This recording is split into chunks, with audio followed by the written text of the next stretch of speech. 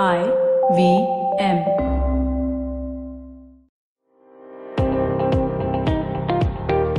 Welcome to All Things Policy, a daily podcast by the Takshashila Institution. We are a bunch of policy nerds based in Bengaluru, and we like bringing fresh perspectives to Indian affairs and Indian perspectives to global affairs. So grab a cup of coffee, sit back, and join us for today's chat.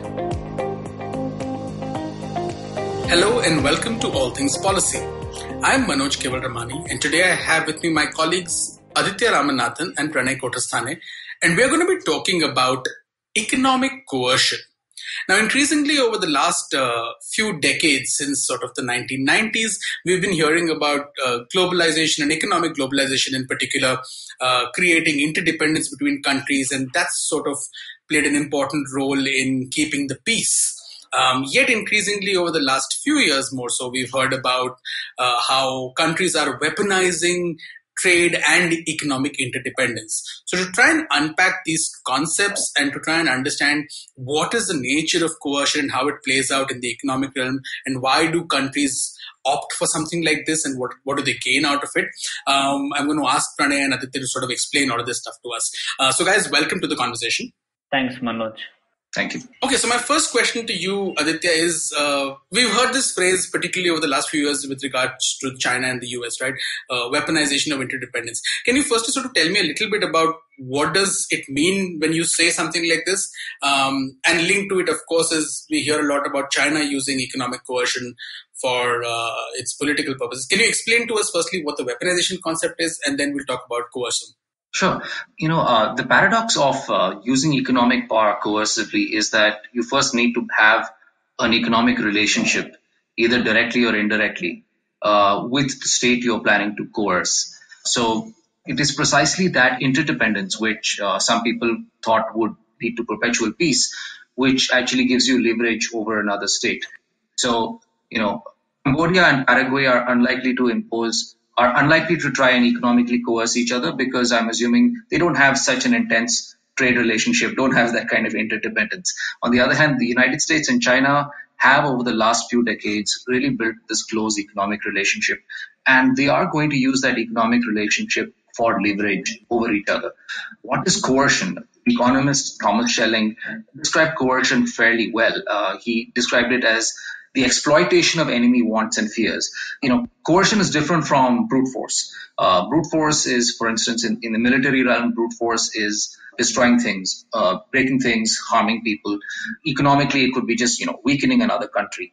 But coercion is actually seeking cooperation.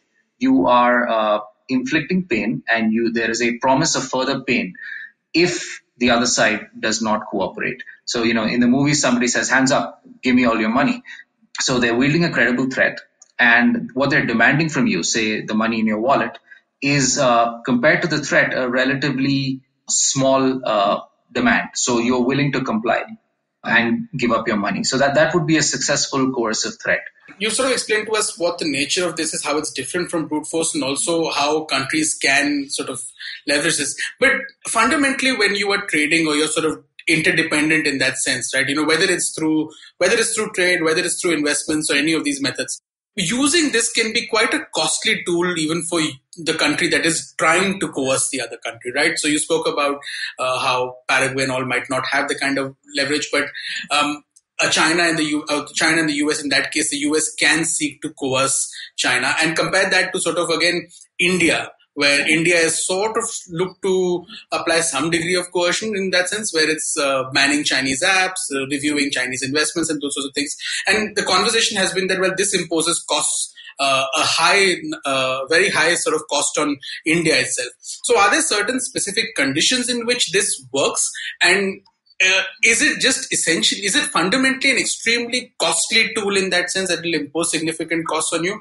Or are there certain conditions where you can actually have little to no cost on yourself if you want to coerce somebody else? Or is that just unfathomable? So, Manoj, this is a right question, given that, always people say that we should respond with the use of economic instruments and all that. But we have to realize first the fact that To use economic power, there are certain conditions to be satisfied in order to use it as a tool of coercion, right? In order to get the other country to do what you want it to do. So the few conditions, I have thought of it as three conditions that are necessary. So first one is sort of the zeroth condition, which Aditya also spoke about, that there must be a substantial trade relationship between the to be coercive state and the to be coerced state, right? If it doesn't exist, you can't use economic, at least the direct economic tools to hurt the other country. For example, between India and Pakistan, we can't use trade as a tool for coercion because there's hardly any trading relationship between the two. We have to use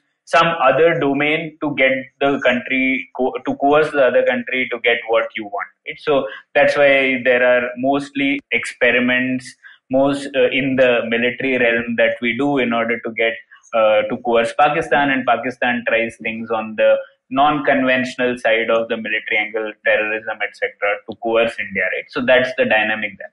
That's the zeroth condition. The second condition is that, particularly for trade, the coercive state must be overwhelmingly large market compared to the coerced state, right? So product bans and raising tariffs, these can be potent tools only if the losses incurred to the coerced state are quite significant. Now look at it from the current angle, right?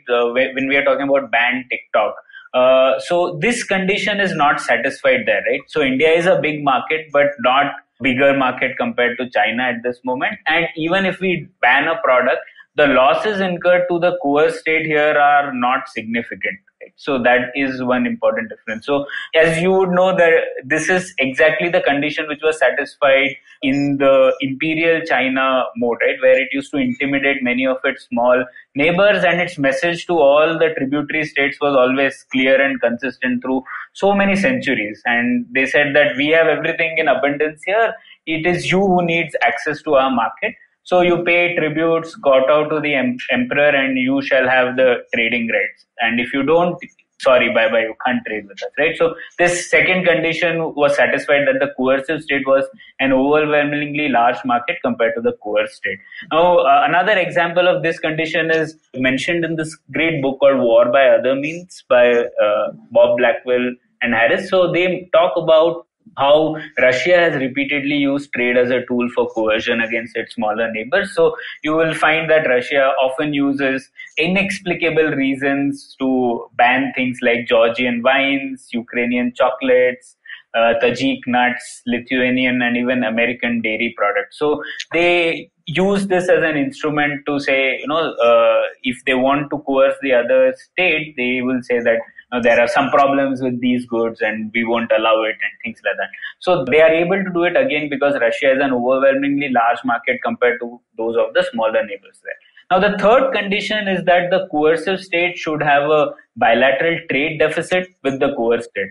Now, this is slightly counterintuitive because trade deficit is generally thought of as a liability. We see that, it's a problem because we are running a deficit. But actually, it is precisely this deficit which can give a dimension of intimidation to trade policy, right? So that's why you see that US can use this as a tool in the first place against China. So they can say that, we run a deficit. Now, if you want to supply to us, you will have to agree some things or we will increase the import tariffs, right? So they are able to use this because they run a deficit.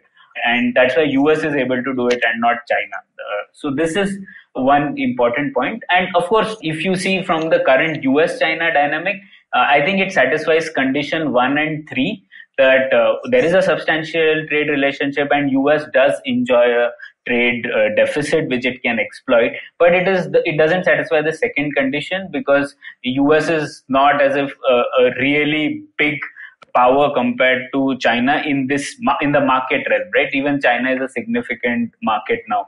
So it becomes difficult for it to first inflict costs on China that is significant while also absorbing the cost of using these instruments. Because all these instruments, when you use, there will be some effect on your own economy. So that condition is not satisfied, but the other two are. What we've seen empirically in recent times is that it's much easier to use your position as a large market to coerce other states than to use your position as a supplier of raw materials.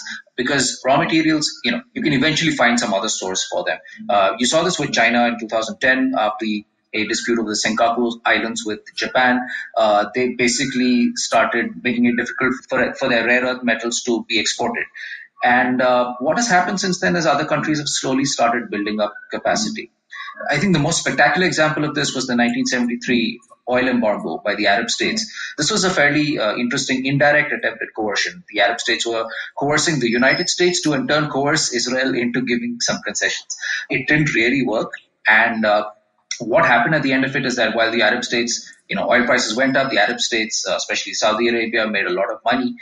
Other countries basically found alternate sources of oil.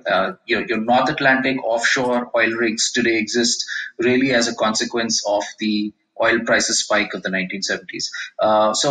There is a limitation to using natural resources as a means of economic coercion. And there's a reason that why countries, once they do it, usually do not repeat that mistake. All right. So we've seen that how using economic instruments for coercive purposes can they can only be successful in certain conditions. And there are also these limitations that Aditya, you just pointed out where, they may, particularly when you use natural resources and products like that, they may actually create newer markets for the people that you're trying to coerce. Given that, I'm curious as to why would then sort of states opt for something like this? Given the sort of difficulties, all these difficulties and all these conditions that you pointed out, what are the advantages of applying economic coercion and what would be the disadvantages? In some ways, you've spoken about some of the disadvantages, but a little bit more, Aditya, on what would be the advantages and disadvantages for people to consider? See, economic coercion is using tools of economics and trade, but it's there to implement the logic of strategy. Now, normally you would achieve the logic of strategy through diplomatic means and through military means. Diplomatic means will get you so far, and then you have military means. There's very few instances in which military force is all that useful. So what you're left with is economic means. And, compared to military means, economic sanctions don't have the escalation risks that military means have. They're much easier to calibrate. They can be implemented quickly. And they basically provide an attractive means for states to bargain with each other in a way that, say, the use of force does not necessarily do so. Of course, like you said, there are problems, fundamental problems with economic coercion. There are only certain conditions in which it can succeed. The pain that you inflict on the target state using economic coercion is naturally lower than the pain that you inflict using military force. And, just like with the use of military force, when you use economic coercion, it can cause the target state to basically rally around the flag.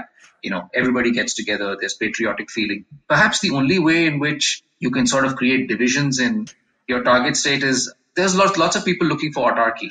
There's economic coercion provides a great opportunity for people, who are afraid of imports from outside, and their specific industries might benefit. I think we can see this playing out in China, particularly with regard to, say, technology, sort of core technologies, semiconductors, where capacity might be an issue and, ability to become self-reliant might be an issue. But over the last couple of years, we've increasingly heard Xi Jinping and the others talk about self-reliance in this, given the nature of the market. And I guess in some ways, although our sort of the Indian strategy of Atmanirbhar Bharat is still sort of unclear, it's fairly fuzzy about what that means. But there is when we say things like be vocal for local, it sort of signals that the nature of changes in the world economy sort of tell you that you need to focus more on yourself. So it sort of empowers some of those strands of thought, I guess, because of the way trade and economic interdependence is getting weaponized. Would that be a fair assessment to make, Pranay? It actually depends on what kind of a power you are. So for India, actually using that as an instrument, like if Atmanirbhar Bharat becomes an excuse to only look inwards and use import substitution like we did in the pre-90s era, then we'll become a even smaller power than we are. So it depends on the country. So for example, let's look at it like this, right? Why would you use economic power is what you began this part of the conversation with. So the logic of strategy is that you would want to encounter your adversary in the domain where you have relative advantage over the other, right? So for example, if a country is militarily weaker in a particular area or a sector, you would want to target them there, right? Instead of targeting them in a place where they are stronger. So similarly, the thing with power is that it is fungible. So military power can be converted into political power, economic power can be converted into either of them. So all these powers are, you can apply in another domain. So the idea is that you apply power in a domain where you enjoy a relative advantage over the other state. So it would help. For example, the US is able to do this because it enjoys some economic leverage. So it can transform its power and utilize it in the economic domain over China.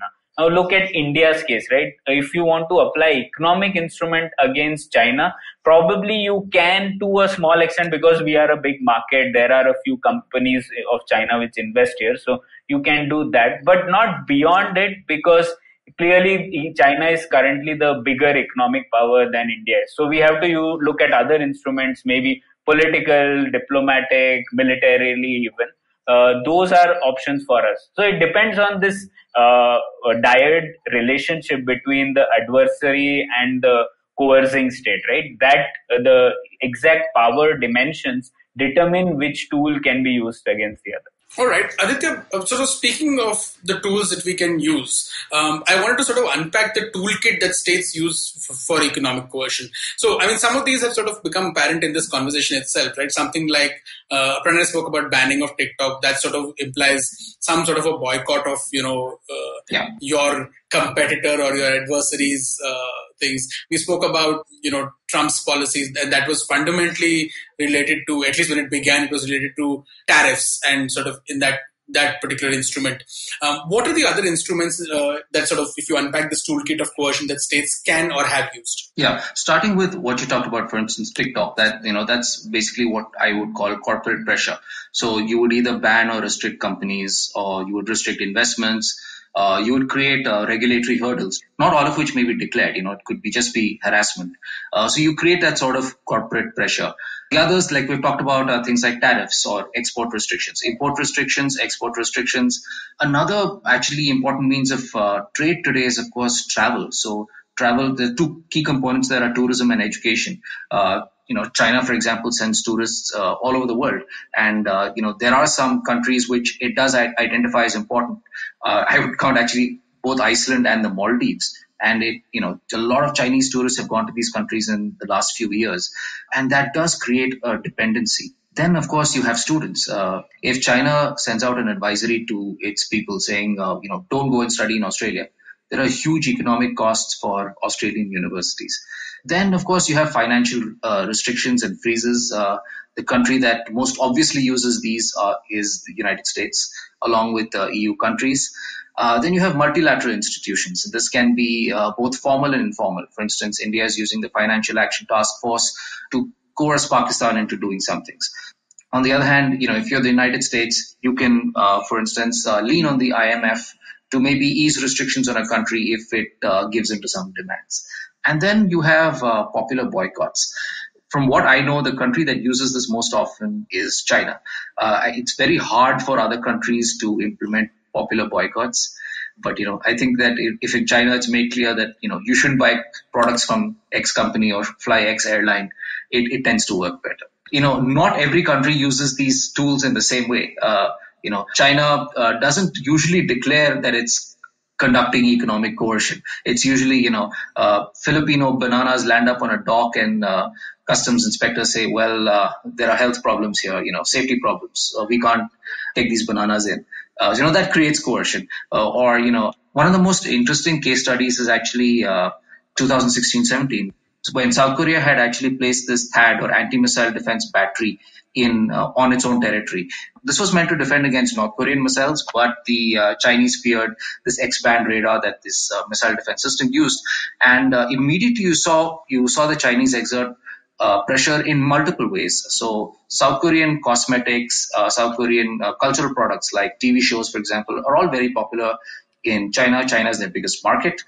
And immediately, a lot of these cosmetics could not be imported into China. A lot of the shows were cancelled. And the Chinese also very specifically targeted the Lotte Group. The Lotte Group is a South Korean conglomerate. And this was actually the group that had, in a land swap deal, given the South Korean government land on which to install this THAAD missile defense battery. And so immediately you saw the Lotte Group's chain of stores all over China being shut down, again, typically over safety or health concerns. So you see corporate pressure, you see import restrictions, you see export restrictions. You also have travel advisories against Chinese going to South Korea, so Chinese tourism to South Korea trickles. And so this was a fairly comprehensive means of economic coercion, and it did kind of succeed because the South Koreans decided not to install any more missile defense batteries. They did not join an American regional missile defense agreement, and they did not get into a trilateral agreement with the United States and Japan. So I think it's a fairly successful example of how all of these tools can be used together to achieve a limited end. That's fascinating. I think I have sort of two questions associated with this on which I want to get both your thoughts, and then we can sort of call it a day. The first is, given that, Aditya, you've given this example of how the Chinese used economic coercion, and the fact that in the case of this China-US trade, tech war, and now strategic competition, we've seen Xi Jinping sort of reach out to foreign business owners, entrepreneurs, and sort of ask them to, even in the case of Britain right now, we've seen them reach out to British businesses and quite explicitly state that, you should be lobbying your government. And obviously business interests in democracies will lobby governments for support and sort of try and influence policies. Yet in authoritarian states, we don't necessarily hear about this. It might actually happen in a country like China, because Xi Jinping also meets with domestic entrepreneurs. He just did today in the morning. But are authoritarian states, because of the nature of the system, more effective in using economic coercion compared to sort of open democracies, which would have these pulls and pressures of different constituencies? I wanted to get your thoughts on this, Pranay, first. Yeah. So, one of the preconditions or some of the characteristics of economic power are one that military power, if you want to apply, you have to basically use an instrument which is available with the state, right? So you can use your army, navy, air force, or whatever, right? So it is contained and you can basically apply it using an instrument that you directly have control over. Now, the difference with economic power is that economic power is dispersed in an economy across many actors. Sometimes those actors will have very divergent interests compared to what your nation state has, right? So that's what makes economic power difficult to be used as an instrument of power, right? It requires control over all those so many diversified and dispersed industries, diversified and dispersed actors in an economy. Now, that is where I think authoritarian states have an advantage, because they can control these companies and instruct them to act in a particular way to a greater extent than in a democratic country, right? So, for example, for India to say all suppliers shouldn't buy any machinery from China is going to be really difficult, right? Even if Indian government tries to use this option, there will be ways to get this through other countries and all that. But probably China can use it. And secondly, what Aditya told about boycotts, that is also easier for an authoritarian state to do.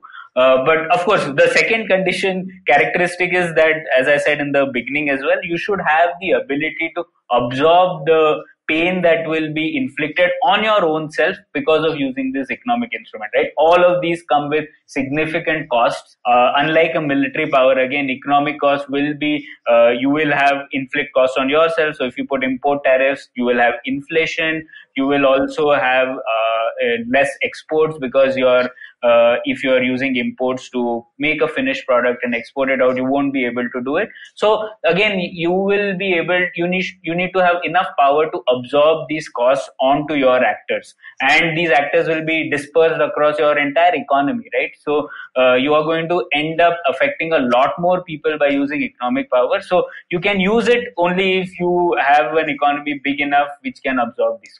Aditya? I agree with Pranay. I think that the big trade-off for any authoritarian country is while you have a more controlled economy and you can use that more effectively for economic coercion. Of course, this is a larger issue, but it could have other knockdown effects on how far your economy grows, on innovation and so on. But I think Pranay also hit the nail on the head. The critical potential weakness for an authoritarian state is being able to take the pain over a long period of time. A democratic government, at least in theory, can take the people into confidence and say, this is what we have to do. That might be a little harder in an authoritarian state where the consequence of losing power is not necessarily just getting voted out of office and sitting in parliament. All right. So given that we've spoken about the fact that there are these challenges for authoritarian governments, but there are also these advantages, and there are these challenges for democratic governments where the government will eventually need to take people into confidence, and there'll be dispersed sort of pain across the board. And given, if you go back to sort of what's happened over the last month and a half, 2 months with regard to China and India, and the statements coming out of the Indian government saying that we will look to impose some degree of Indian, sort of the source-based statements talking about imposing economic pain on China. And we've spoken about how this is very difficult for India. Pranay has sort of elaborated on that. And Aditya, you also said that it's going to be difficult from an Indian point of view. But if we want to build that capacity going forward, how should we go about building that capacity that we can use economic engagement as a tool for political purposes? What should India be doing? Sort of a quick thought on that.